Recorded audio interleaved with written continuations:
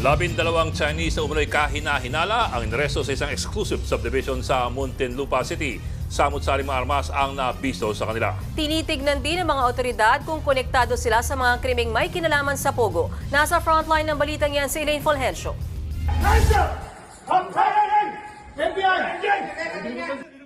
Sinalakay ng mga ahente ng National Bureau of Investigation NCR ang 3 bahay sa isang exclusive subdivision sa Muntinlupa City.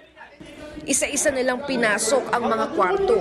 Ilan sa mga ito, pahirapang buksan ang pintuan.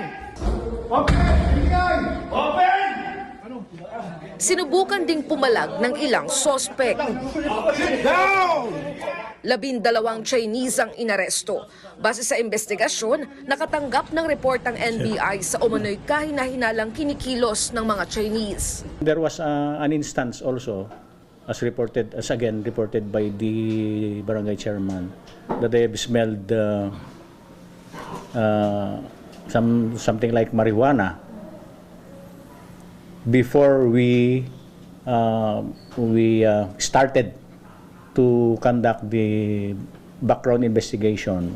Nakumpiska sa mga Chinese ang mga baril, bala, taser guns, posas, bulletproof vests, toy grenade at mga ID. Inaalam pa kung saan nila nakuha ang mga baril. Tinitignan din kung konektado sila sa Pogo at mga insidente ng pamamaril sa mga Chinese. We are checking with our counterparts on the other firearms, whether these firearms have been declared lost, stolen, smuggled. We are submitting this for forensic laboratory examination, and we are checking with our counterparts on the previous operations involving Pogo. Sinubukan naming makapanayam ang mga nahuling Chinese pero hindi na sila nagsalita. Maharap sila sa reklamong paglabag sa Comprehensive Firearms and Ammunition Regulation Act at resisting arrest. Nakikipag-ugnayan ng NBI sa Bureau of Immigration para alamin kung lehitimo ang pananatili nila dito sa Pilipinas. Nagbabalita mula sa frontline, Elaine Fulgencio, News 5. Mga kapatid, Ed Lingaw po, maging maalam at may pakialam sa mga napapanahong balita sa ating bansa.